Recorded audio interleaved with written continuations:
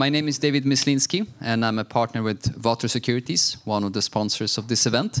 And I've had the opportunity to work with financing of life science companies for the last 12 years or so.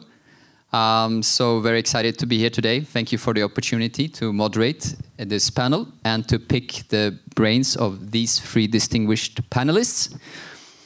And I've sent across some questions in advance, but I've decided to throw in a curveball or two. So you got to stay on your toes. Great. So you know, there's obviously, as we have seen today, as we have seen in other conferences, events of this type, an endless number of opportunities of companies to invest in. So I would like to start by asking you, so the audience gets a feel for your profile. What are your strategies? What are your preferences in investing? How do you kind of, you know, just make the endless number just, you know, handable? So, Shamim, if you don't mind starting. No, absolutely. Thank you for having us here. I represent HealthCap today. So at HealthCap, we've been investing in the life science industry for soon to be 30 years. And our focus have shifted a little bit. The last 5 funds, we're currently investing from our 9th. We have a precision medicine focus. And so that narrows it down a little bit. 5 funds ago, that was a lot of oncology, rare disease, because that's technically where, you know, innovation and precision medicine started. These days, it can be everything. It can be precision in targets, but it can be precision in finding the right patient populations as well. So we're very agnostic to therapeutic areas, to modalities, but we do a very sort of deep diligence on the underlying science of the disease, and that's sort of how we narrow it down. Try to understand, what does the field know about this disease? Does it make sense? Is the company presenting a feasible strategy to actually achieve these milestones within a reasonable time for our fund's life cycle? So that's sort of, in broad terms, how we narrow down all of the opportunities we look at. Perfect, thank you. And Karl, what about you guys? Yes, so we typically invest in either medtech or biotech, right? So in the biotech field, we typically invest in repositioning cases and known targets, so a bit less risky, I guess, than the big science projects. And on the medtech side, we typically invest in growth phase, so that would be, you know, often cash flow positive companies. And just, I guess on both these, there aren't a tremendous amount of opportunities, and we stay in the Nordics, so, you know, but it's like 300 a year or something like that. So there is still an opportunity to pick and choose. 300 that you review for. Yeah, I mean, not all of them are new to us, so there might be a new situation and the reason for getting in contact again with a project, but that's roughly where we are today. And Karl-Fredrik? Yes, independent, but I'm very passionate about early stage companies. So very simple approach, but very sophisticated under the hood. But always look at the product. Is there data pointing in the right direction and supported by good scientific, basically? And then we look in the other end of the spectra. What is the exit and how does that look like? And what's the pathway to that? Towards that, and always looking at the regulatory pathway as well. Okay, and just to kind of, how do you do your selections, and how do you identify which companies have the biggest potential based on market, unmet medical need, innovation, scalability, etc.? We can start from you this time. Yeah, I think it's always a numbers game. Need to meet as many companies as possible. Also meeting companies, but also meeting investors, fellow investors, and talking to them to see what they're looking at, what we're looking at, and what we see. And that is how we identify good companies as well. And in the end, we invest in good companies with great product. Karl? Yeah, so I think, I mean, it's not always that we look for sort of the biggest market. So we're actually more into niche markets, and typically, like in the biotech space, we typically invest in orphan drugs or specialty drugs. On the medtech side, we typically look for niche products in niche categories. So we're not focusing on the large markets. We're more focused on, I guess, the competition situation, and also a bit, obviously, on the regulatory pathway, what that might look like. I think what Karl-Fredrik said is of course true for us as well. It's very important to be connected to the network, and that is the network of the early stage biotechs, the later stage biotechs, fellow investors, but also to stay close to pharma BD, because pharma strategies change very often, to be frank. So what's considered a good investment now, it might not actually be as attractive for pharma XYZ in 3 or 5 or 10 years. So it's a constant sort of, you need to be active in the space. Identifying good companies can be identifying good assets, but also provide, and that's what we as specialist investors do, right? We take board seats and we help the companies. They have a good asset, they have a good preclinical data package maybe, but there might be another indication where this asset actually fits better into the space that we have figured out. So I think it's a combination of different aspects that builds a successful biotech company. It's the team doing that, but also sort of the path of how to bring it from an early stage company into an emerging company that's attractive for multiple sort of acquisitions as well. Thank you. Would you like to add something? No, just about the team. I think that's a very good point as well, just to look how that look like. But I think that when the company is evolving, the team that started the company not necessarily needs to be the one to take that into clinical. So a good team could be very different in the early stage of the company in that phase, and then when we evolve into clinical phase, now I'm talking preclinical and then clinical phase, that could be another team, but still the foundation of the company should be connected to the founders, because there lays the science basically. Okay, I hear it. And what would you say then if I challenge you and say that you need to have like a commercial plan from the get-go?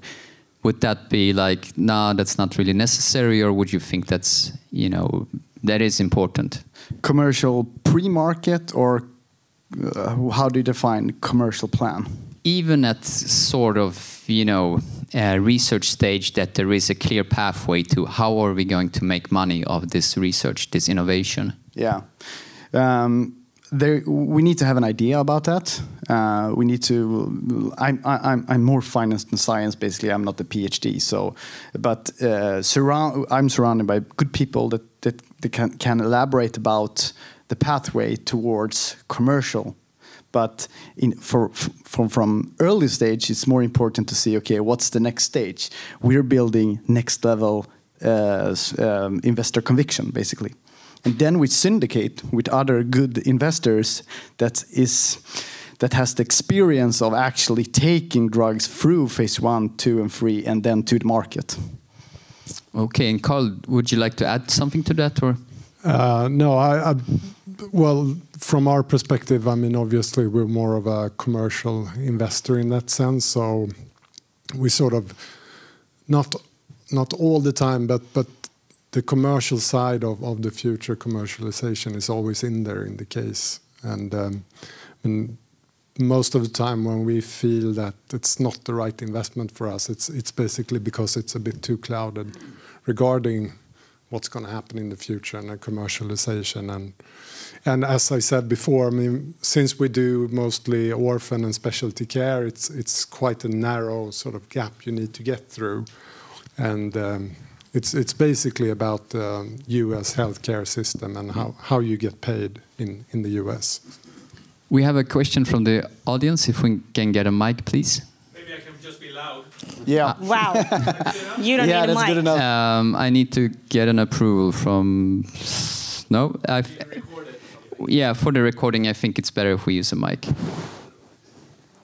But just to fill in, it's good to have an idea of the commercialization of the product, obviously, because when we look at exit potential, that's somewhat in the plan and analysis of the exit potential. How does the market look like in the future? Okay, we have a question here, and I will repeat it. Yeah, I'm Jan Lötvall. I'm a professor and founder in Gothenburg. How do you? My impression from startups all over Sweden and Scandinavia is many of them have single assets, one drug candidate in one disease, and that disappoints me a little bit. I think it should be more coming out of each of these companies than that. But it depends on you guys, the investors, right?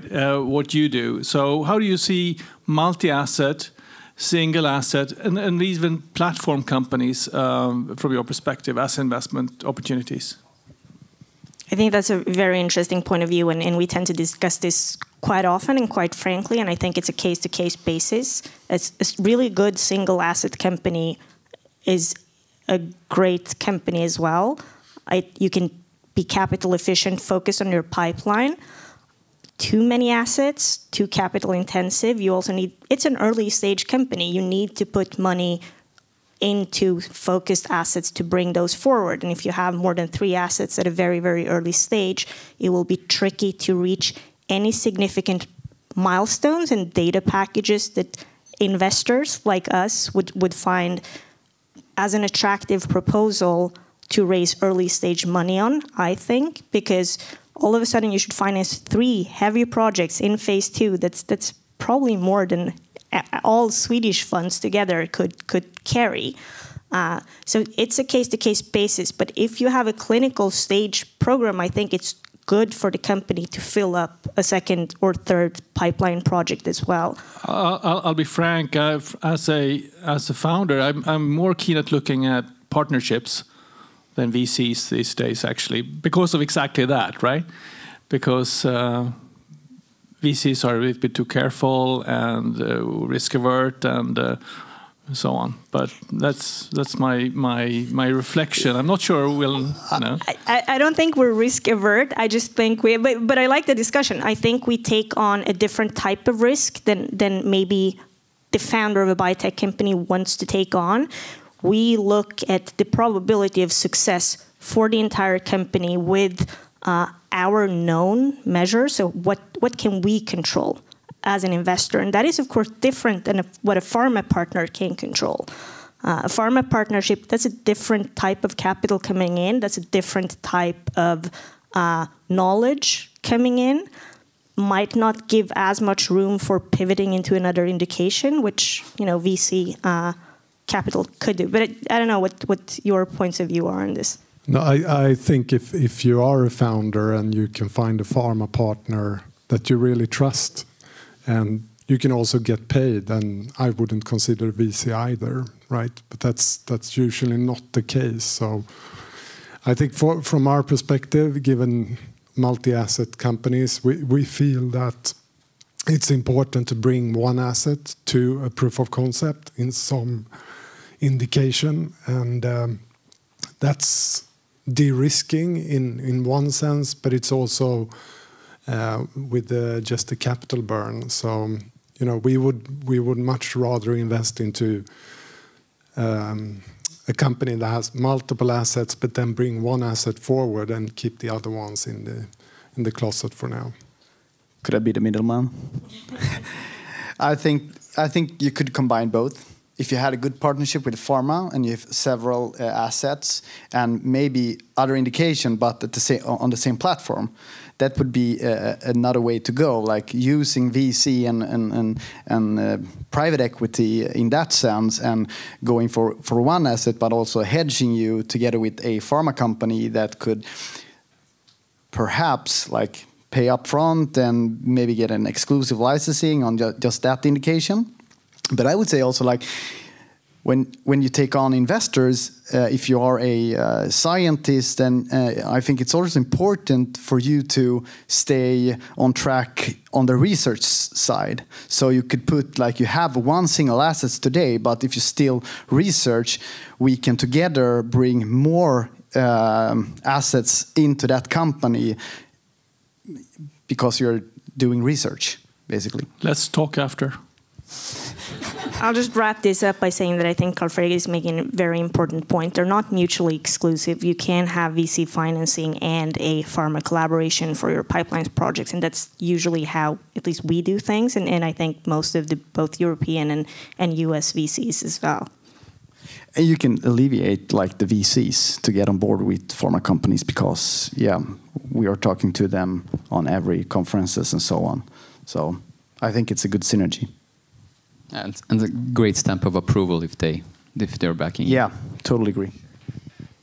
Okay, so you found this case that you think is quite interesting, and now you want in some way validate the kind of the science, the potential.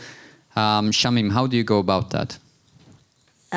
So there, I guess there are multiple boxes that needs to be ticked. At first, we do our own scientific due diligence. We're a lot of scientists at HealthCap, medically trained, PhDs combined, so we have a lot of expertise in-house already. We spend a lot of time doing scientific diligence, but we're not experts in everything, so we reach out to experts in the field, and that are basic scientists, like the people doing the deep science, clinicians, working, seeing the patients, understanding the clinical medical need, reach out to regulatory experts to have a clear understanding of what does the regulatory path look like. So there are multiple aspects of, interesting science, but then we spend a lot of time trying to sort of detangle what's what in that. And would you reach out to KOLs, perhaps someone that the company is referring to, or are those already biased? Or we do speak a lot to KOLs, both KOLs that are connected to the companies, but also independent KOLs. I think it's important to have both types of views. An important thing to bear in mind is when it's new science, it's usually also a very small scientific field. And a lot of those people do have conviction from the beginning, so you need to understand that there will be a certain conviction from the people you talk to in that. And if it's completely novel science, then there might not even be two sides to that. So it's important to have a critical mind as well, I think, as a venture capitalist looking into those cases. Karl? Yeah, it's a similar process. I mean, we, as a team in the headquarters, we tend to decide what type of cases to spend time on, and then we try to find someone who's done it before, either sort of within the specific industry or the field, basically, and try to get them to project lead for us. And it involves, I mean, obviously regulatory, the KOLs, all that stuff. But we try to find someone who has done it before. That's, I guess, our way of making sure that we tick most of the boxes in that specific field. Concur, obviously, to these guys. But I think, not to hijack your question, but I think that's a good way of putting out there that there's a lot of research and due diligence behind it. And to companies that talk to VCs, it takes a lot of time to do diligence on scientific companies.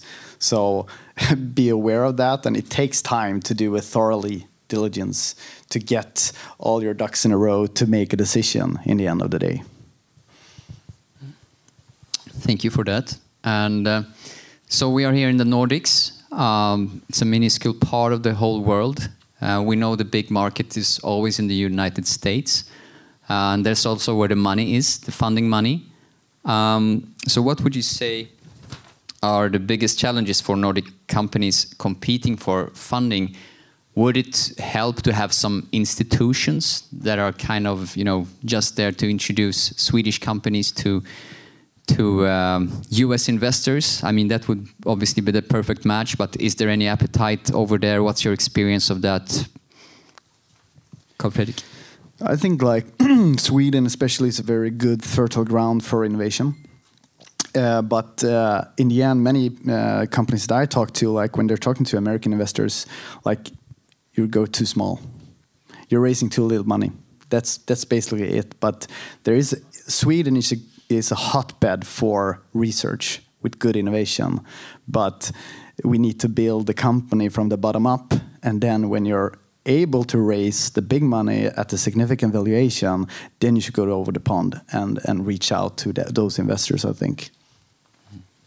Karl, do you have anything else? I mean, we have very little experience from US investors coming into our companies. I think, it feels to me at least that they are extremely trend sensitive. So every fifth year they come to Sweden and say it's a lot of great science, let's invest here. You don't see too much of them the coming 4 years. And I think some of them have sort of burnt their fingers here as well. But they do, I mean, as you said, I mean, most of them concur that we do have good science, we do have good projects, and they're a little bit critical to the management often, I feel. But, I mean, right now we have, I think, 25 investments, American owners in 2 of them, I think. So it's rare.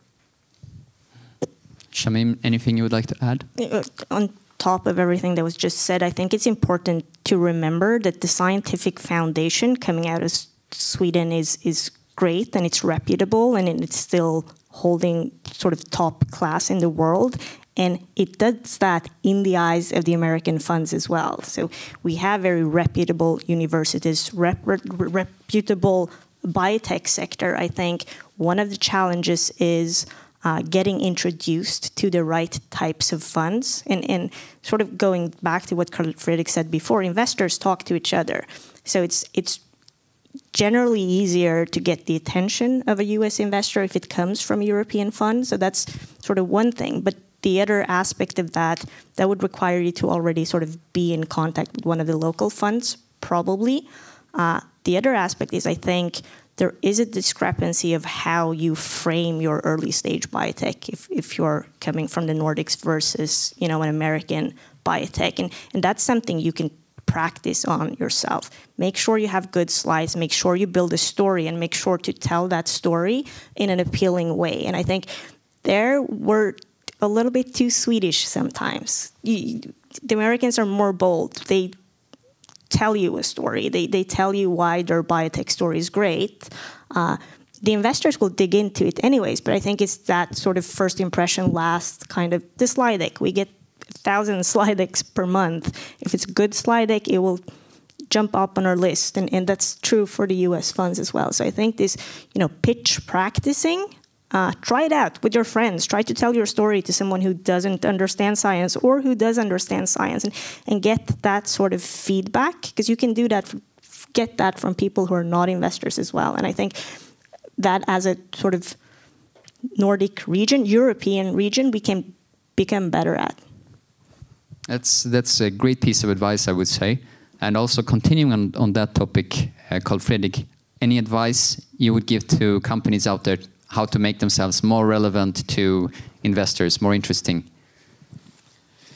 I would say data doesn't lie in the end. I would say that. So be sure to have thoroughly data and do good studies and back that up with a great story, I think. Yeah, and be bold. If you're going through American investors, but also use your current investors to get the right introduction, warm introductions, because they're going on congresses, talking to other investors more than talking to new companies, I think, in some cases, and just pitching their companies in their portfolio. So use them as a dressing window, basically. Karl, anything you would like to add? No, I just think, given the question, that one thing to be quite clear about is that when you meet investors for the first time, you need to remember that you will probably meet them a couple of times more in the future. So whatever you promise to deliver, make sure that you can deliver that. And I mean, for someone like us who's been in this industry for 40 years, I mean, we've seen a lot of projects, and if you don't jump on the first time, there's definitely a second try. But the problem is if you come and have promised too much, I would consider not doing that. Yeah, that brings to mind one thing that I always tell companies that I meet. is relationships are very, very important, extremely important actually in what you do. So try to establish them over time. Won't happen overnight. And just like Karl said, if you have promised something or make sure you deliver on that. Of course, that won't happen every time, but keep in mind, under promise, over deliver. That's a good starting point, of course. So how you can couple that with be bold, that's not the easiest equation, but you have to find the right balance. And of course, meet a lot of people, make sure they trust you, because in the end, that trust is what will get you an investment, perhaps with strong data, of course. And also for a final round of questions, sometimes in my work, I come across companies, CEOs, entrepreneurs, founders, ideas, business models that are just like, wow, this one sticks out. And I would like to challenge the three of you to give us each one example each. It doesn't have to be very specific. You don't even have to, you don't have to name the person, company, or service, but anything that you can share with us as an inspiration going forward that made you, think that, wow, this is really something else. I have to get to know more about this. Perhaps even I have to invest in this. Karl-Fredrik, what would you say? Do you have any example that comes to mind? Tough question. Yeah, we had one company. There was fantastic data, basically, and a fantastic team. And even though they were only scientists, they had done some amazing things in the lab. And always, like, I think I invested in tech previously, and that's always a pitch deck and always look good. But with life science, in the end, you have the data to rely on, and you could always do as good as the data said you could do. So I think data is very impressive in my sense. Karl, anything that sticks out? No, well, I'm not sure. I guess what tends to happen is that we often sort of like the entrepreneur a lot. That's usually where it sort of why it sticks out to us in the cases that we have invested in. So I guess it's a people's game anyway, right? So. Anyone you care to mention? No, but no, I just feel that we have 25 of those, right? So if I mention one, then the other 24 will be on my throat. But I understand. We do have a lot of them. Not to hijack there, so I'm going to go for different. I think I'm a bit of a science nerd, so I think data is always what would speak to me, and I think we're in a tremendous line of business getting to look at astonishing data literally every week, so it's hard to sort of pick the winners from that. But I do think when people have really thought about the program or problem that they have in hand and are using already existing tools to put together a new asset or a new compound to target something, it has de-risked so much, and it has such a higher likelihood of actually reaching the patients and cure disease. So I think when people have thought about this has worked in that indication, and that has worked in this indication, and this indication in between, if we combine those two, we could actually get a drug. I think that's a science saga somehow. Thank you very much, Shamim. And that brings us to the end. So I would like to conclude with a big warm hand of applause for the panelists.